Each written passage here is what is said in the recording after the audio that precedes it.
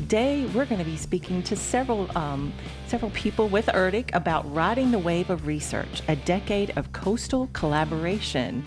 This morning I have with me Jessie Straub. She's a research oceanographer. Mary Cialone, she's a research hydraulic engineer, both with ERDC's Coastal Hydraulics Laboratory, otherwise known as CHL. And then we have Dr. Nicole Elko. She's the executive director of the American Shore and Beach Preservation Association. Good morning, ladies. Good morning. Good morning. Good morning. Good morning. Good morning. Love having you on the show this morning, and we're going to dive deep into a lot of subject matter. But right now, we want to learn about you guys. So tell me about yourselves, your background, and your roles in your organization. Yeah, thank you. Excited to be here. I'm Jessie Straub. As mentioned, I'm a research oceanographer with ERDC's Coastal Hydraulics Lab. I'm actually I sit at our local field research facility in Duck, North Carolina, where I'm actually also the current acting branch chief here. But for the U.S. Coastal Research Program, I am the program manager and managing director for the program. So I coordinate our program manager team and our USCRP staff, as well as to help to coordinate our USCRP leadership. And working directly with our current academic project researchers. We have over 30 current active projects, diverse projects from across universities across the country. But I do have expertise in kind of managing these complex projects and transitioning technology, as well as in coastal resilience and coordinating federal agency priorities and partnering with academics and non-government organizations. That's a lot. Next. Hi, this is Mary Cialone, and thank you for inviting us to speak with you today. So my background is in coastal processes, and I spent the majority of my 40 years with USACE in numerical modeling research and applications related to storm processes and impacts.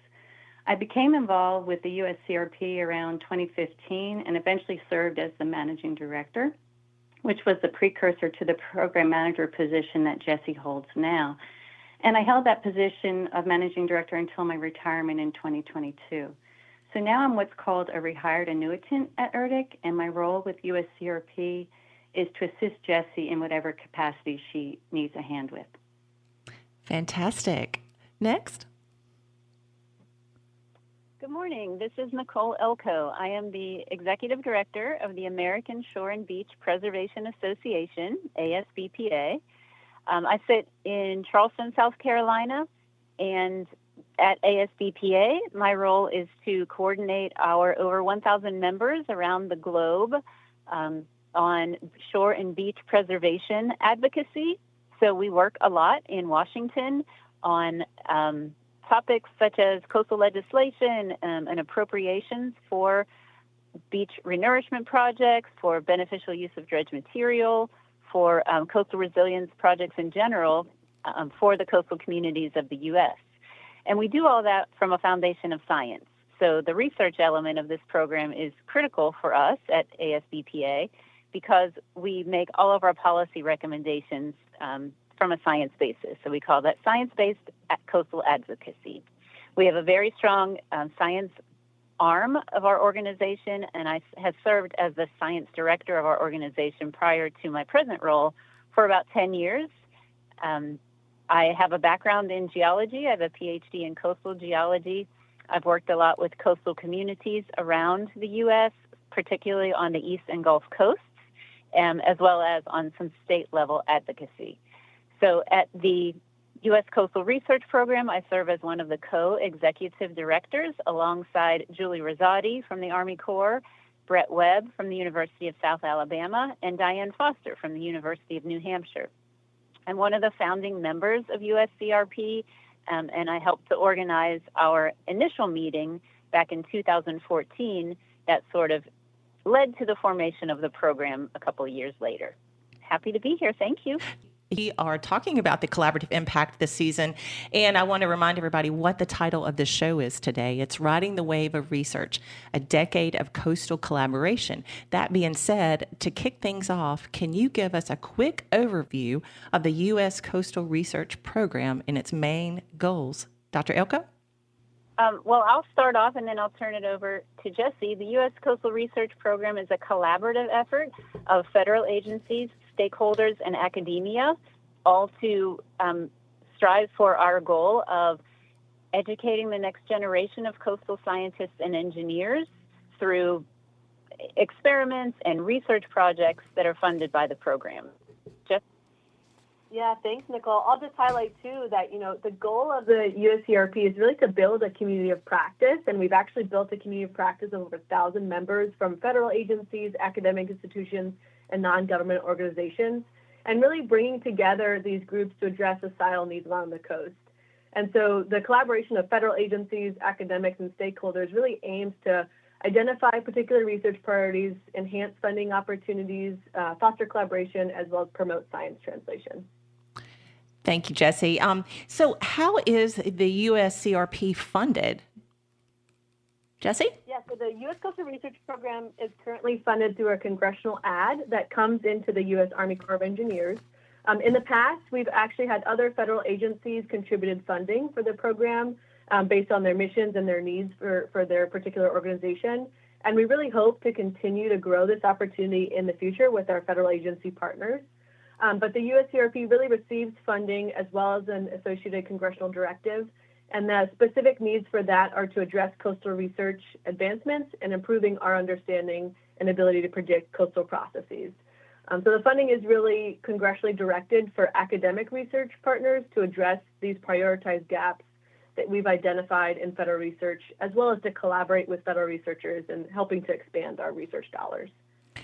Thank you, Jessie. The USCRP brings together federal agencies, as you say, academia, and various stakeholders. How do these collaborations help boost coastal research and make the science more accessible? Dr. Elko? The research that USCRP funds is founded in stakeholder needs. So before the program puts out a request for proposals, the first thing we do is look to the communities and the federal agencies that we serve to ensure that the research we're funding will meet applied needs within the communities and within federal agencies. Some examples include direct impacts from storms that are persistent along our coastline, and the way that, we'll hear from mayors who have had their entire communities just covered in a layer of sand after a storm has inundated their community. And we're seeing this more and more. And the stories that we hear and the needs that they express are very much interwoven into the call for proposals, right? So that the research that we're creating really does assist the communities. A lot of times the academic proposers are required to have a community partner or a federal agency partner so that they're addressing something that maybe a federal agency has really been stuck on a sediment transport model or an equation that's been holding them up, and they can utilize the collaboration with the academics to get them over that hump. And so with $23.5 million in funded research since 2016, what are some standout projects that have come out of USCRP? Mary? Oh, there are so many projects that I could mention that have contributed to our great success, but I'll just keep it to 3 or 4. Like those projects that improve our modeling capabilities, some by incorporating better physics into the models, and others by saving computational resources by reducing run times or improving model accuracy. So, for example, there was a 2019 project that gave us the ability to simulate a very large number of post-storm morphology predictions in less than an hour. Another big project that comes to mind is the During Nearshore Event Experiment, or DUNEX, which is a very large-scale collaborative community field experiment bringing together those academic and federal researchers from around the country to collect field data during storms. The goal was to better understand the physical processes that occur and the impacts to our coastal environment during these extreme events. So the experiment was conducted on the North Carolina coast by a multidisciplinary group of over 30 research scientists who deployed more than 300 instruments for that study. Other projects have worked directly with communities, such as a 2019 project focused on Dauphin Island, Alabama, where research on management strategies informed decision makers on different adaptation pathways related to storms and sea level rise. So the methods they implemented in that project have since been used in NOAA documentation. So this project stands out because of its impact, striving to improve coastal management practices. And finally, many of our projects have trained dozens of students as members of their research teams. For many of these students, especially the undergrads, this opportunity was their first research experience. One of our earliest projects even involved dozens of high school students getting hands-on experience aiding in data collection. And these students are the leaders of tomorrow, and to date, the USCRP has funded projects have supported nearly 300 students that are now more likely to enter the coastal workforce. So this, to me, is one of our greatest successes. Fantastic. Isn't it fun to see these high school students get excited about something? Yes, absolutely, absolutely. And, you know, we even want to go younger. I mean, the younger you start with students, getting them interested in the STEM research, the better we have a chance of having them think about coastal research as a career choice. Absolutely. Thank you, Mary. So USCRP focuses on important areas like dunes, storm processes, and sediment transport. How do you decide which topics to prioritize, especially when it comes to helping coastal communities? Jessie? Yeah, so the USCRP is really unique, and it's really this national coastal effort to really coordinate federal activities, strengthen academic programs, and also address coastal community needs. So as Nicole mentioned, the research is really rooted in stakeholder community needs and federal agency needs and gaps. And we really rely heavily on our federal agencies and stakeholder partners to let us know those research gaps and really to help us prioritize needs for coastal communities. So we do this regularly throughout the years, throughout the decade, through community workshops and visioning sessions, surveys, as well as guiding consensus community reports. We actually, this past June, just held a large collaborative workshop called the USCRP Decadal Visioning Workshop that really brought together our federal agency partners, stakeholders, and academia to help identify and prioritize key management challenges and some of these high priority science gaps that will help guide the next decade of coastal research. So we had over 120 attendees from different various federal agencies and non-governmental organizations and academic institutions. So it was a really successful opportunity to really be able to bring together what those needs are. And right now we're actually have a survey out to the community to help us really, after we've heard all this information, to prioritize those needs and how do we move forward as a community. And we'll be building a consensus document from the community to put back out that will really help us prioritize those needs of coastal communities. Thank you, Jessie. So looking back over this first decade of the USCRP, what are some of the big achievements in terms of academic advancements, data collection, or tools that have been developed? Mary? I think my response to this question would be similar to what I mentioned before about our greatest successes. But if I put it in terms of raw numbers, I'd say that for academic advancements, we have supported 224 academic researchers from 82 universities. And like I said, nearly 300 students working with those researchers. Also, in terms of academic advancements, our program has supported 97 PhDs towards fulfilling their degree requirements, and 42 of them have graduated so far. Did you say 97? I'm sorry to interrupt. Did you say 97? 97 PhDs we've supported them to some extent, not fully. Oh, okay. But we've supported them towards their degrees, right. And 42 of them have graduated so far, yeah. That's fantastic. Yeah, and we've also supported 79 master's students, 63 of which have graduated so far. Wow. So if you look at those numbers, there's also undergrads, because I said it was close to 300 we've supported. So undergrads, and then I had mentioned high school students as well. Right. Those numbers are fantastic. Yeah, so these these academic advancements in terms of research include many other the things you mentioned in your question, like data collection from individual projects to these large-scale field experiments like DUNEX that I mentioned before. And similar to that large-scale field experiment, we're presently gearing up to conduct a collaborative laboratory experiment focused on sediment transport processes that we're calling SEDCO Lab. In this case, we have brought together 5 teams of academic researchers who will conduct experiments at USA's ERDC, laboratory basins and flumes, And those teams have already designed their experiments, and they've visited ERDC facilities to meet our researchers and coordinate their plans. And those full experiments will occur in 2025. We've also had academic advancements, including, like I mentioned before, numerical model enhancements to improve our model accuracy and efficiency. We've also done tool development, like you mentioned in your question, like the iFlood, which is a citizen science flood reporting application. And the goal of this app is to increase community awareness of coastal flooding hazards and inform local town managers about the processes contributing to flooding in their communities. Other projects focus on or include instrumentation development in their research projects, like one project that developed an instrument to identify the presence of microplastics in the water, another that developed a low-cost wave and surge sensor. So as you can see, our academic advancements cover a wide range of topics. So how does USCRP bring in non-federal players like local governments, NGOs, and businesses into research work? Dr. Elko?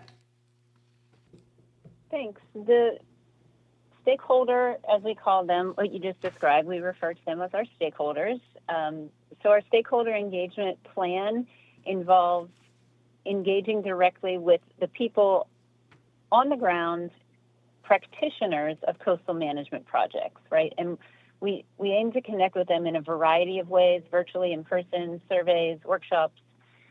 But we're always asking the same question, and that is, what's keeping you up at night, right? What is the thing in your community now that has got you to a point where you don't have a solution, right? And right. that's the kind of challenge that we really want to address here. It's finding that intersection between a scientific challenge and a societal need.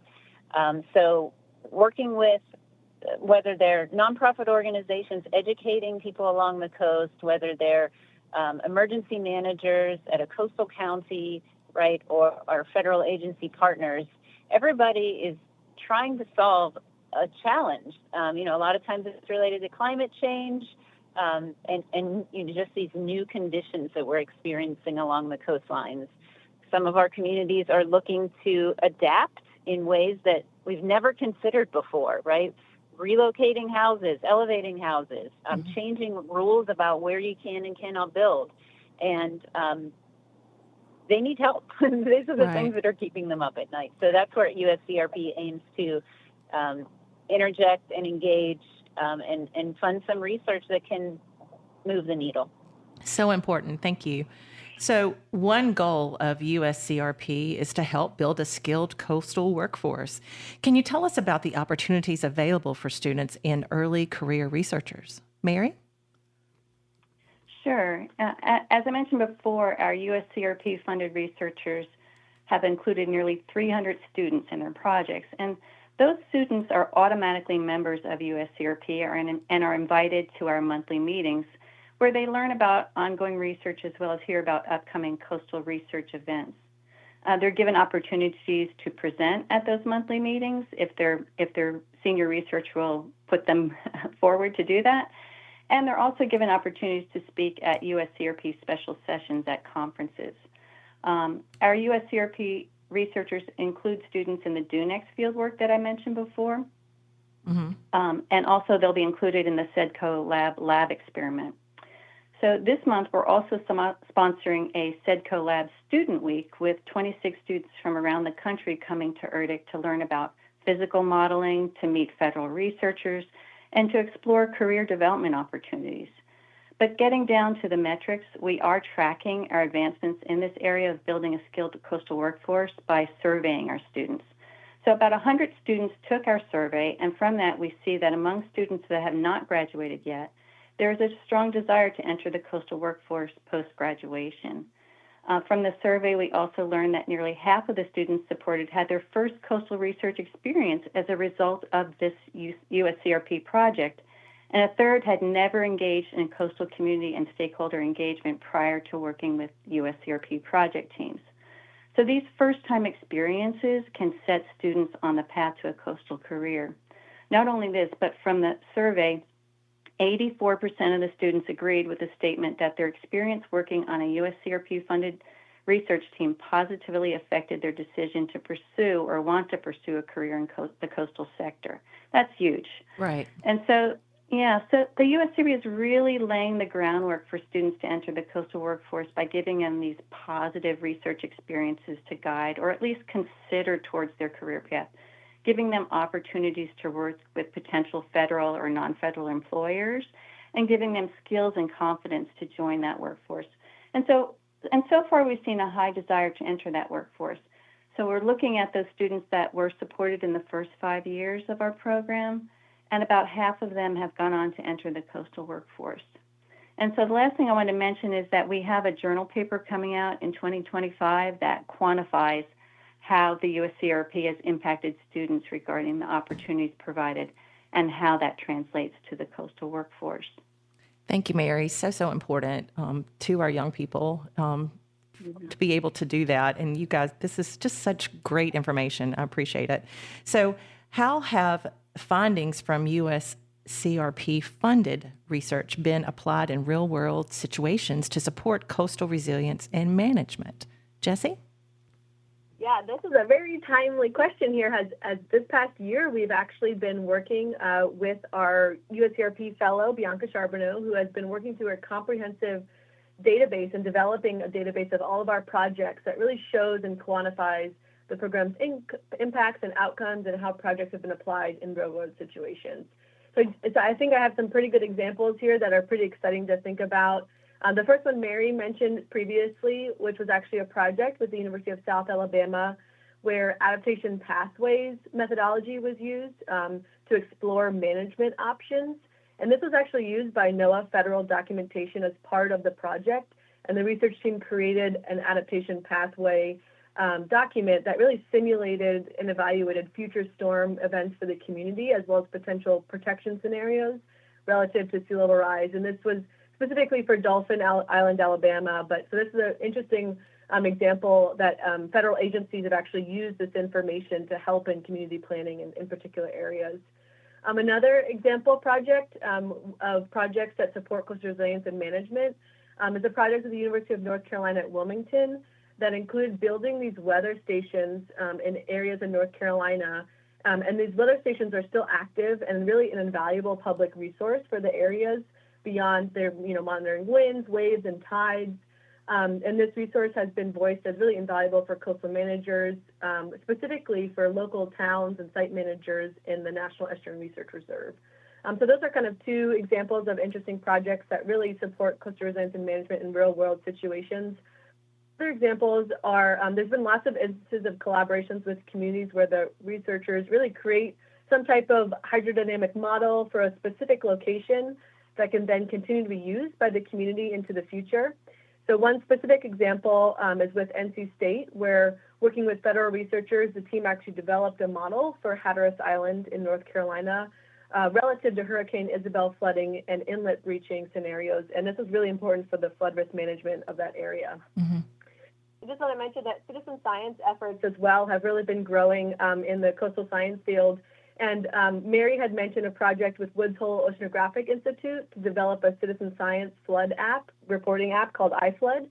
And it really has publicly available data that's really been an invaluable resource across the country to understand and track some of these sporadic flooding events. Mm-hmm. And then similarly, with our partners at the University of California in San Diego, a citizen science app called Rip Finder, which is a mobile rip current detection app, has been developed through USCRP projects, which is currently in use by lifeguards and the public to help make them safer by really engaging users as citizen scientists to share the information about detecting rip currents, which can be used to help really inform the existing NOAA rip current forecast model and improve that model and make it safer. So those are some interesting opportunities of situations where projects have supported coastal resilience and management in these real-world applications.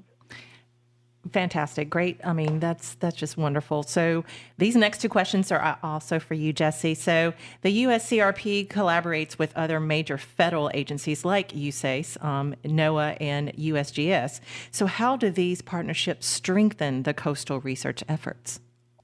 Yeah, so the USCRP, as we mentioned, I think this is a theme here, is really rooted in collaboration. And we collaborate with our federal agency partners through our federal agency research team, which has over 8 federal agency members that are current active members that we meet regularly with and that we have surveys and workshops with.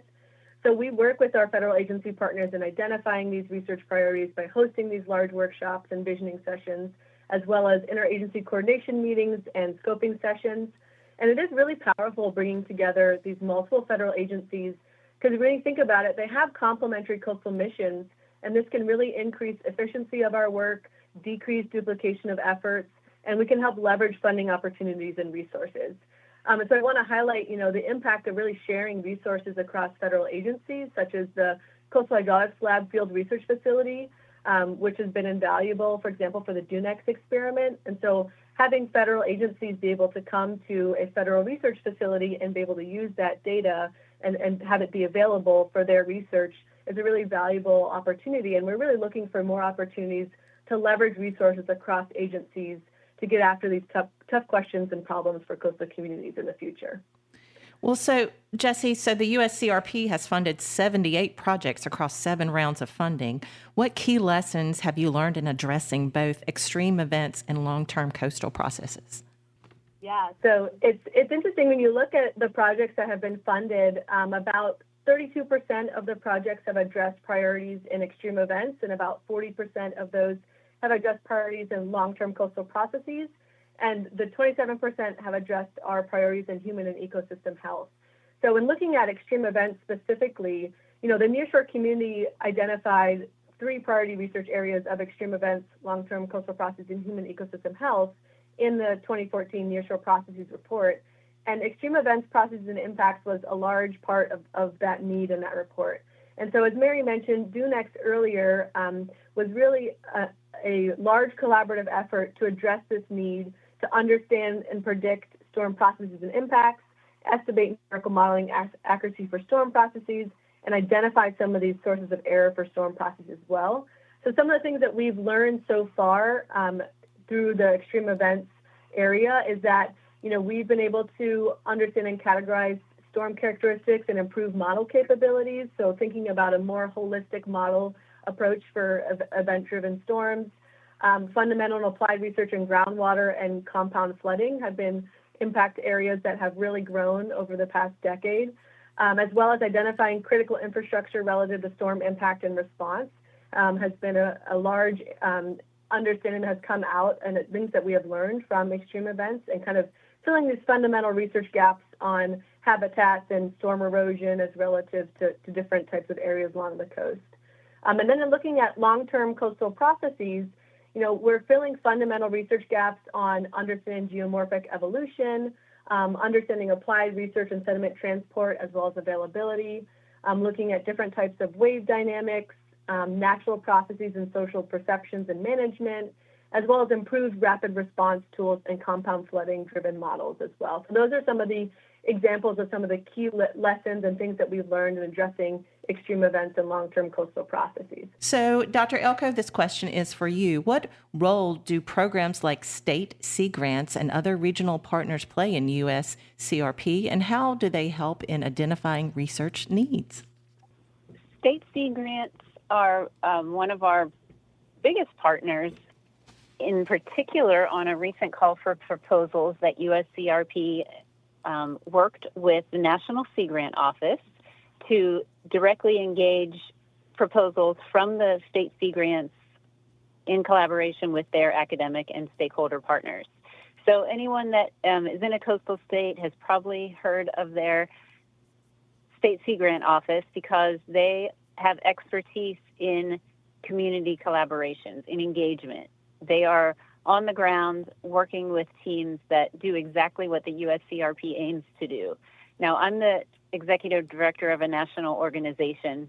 USCRP is a national group, and it's sometimes hard for federal agencies and national groups like us to really get down to that level of granularity and understand what the needs are on the ground in coastal communities. That's where partners like the state sea grants come in to really help us and lift us up. For example, here in South Carolina, where I am based, our state sea grant is working with local communities on coastal flooding challenges. They're working to install some of the sensor technology that Jessie was describing that has been developed through our research projects, and give the communities, empower them to have real-time water level data, coming through these apps on their cell phones like we described, that they just never had access to before. So not only these on-the-ground connections, that project also reminds us that the Sea Grants often have connections to underserved coastal communities. Again, that's a hard area for us to tap into at the federal and national scale. So the partnerships there have been invaluable. Thank you, Dr. Elko. And so this last question, and we're going to wrap up with this last question, is for everyone. So to wrap up, what's the key takeaway you'd like our listeners to have from this conversation? Yeah, so I think really I would hope that listeners took away that collaboration is really the core of the USCRP. And in really thinking about the complexity of our coastal system and the future climate change, that really requires a shared effort. And there's extreme value and impact in the community coming together and agreeing to a common set of priorities and an ambitious plan, such as the U.S. Coastal Research Program, which is really vital to improve resilience for our coastal communities into the future. I mean, we really do accomplish so much more when we work together, and that's what really continues to motivate me and excite me in working with the U.S. Coastal Research Program. Perfect. Mary? Yeah, that was great, Jessie. I would just add that the USCRP is really a forward-looking organization that we aim to address potential future coastal issues like Jessie just mentioned, like sea level rise. And we're doing that by doing the research now. We're not waiting. We're building our coastal workforce now. We're looking to, get more students involved, and by actively engaging coastal communities in the solution process. So, as she said, it's a collaborative thing. We have the coastal communities, we have our academic, and we have our federal teams all working together for a common goal. And showing that it can happen. So, absolutely. Dr. Elko? Yeah, my key takeaway is to continue to pursue this relentless engagement that we've talked about today. And that's really been the key to our success when we bring together stakeholders. And one stakeholder that I think we've alluded to but haven't really mentioned is private industry. That we've engaged quite a bit with private industry as well, who a lot of times have their finger on the pulse of regional coastal challenges, right? Maybe they have clients across the Southeast and they can say, wow, we're really seeing a consistent challenge presenting itself here.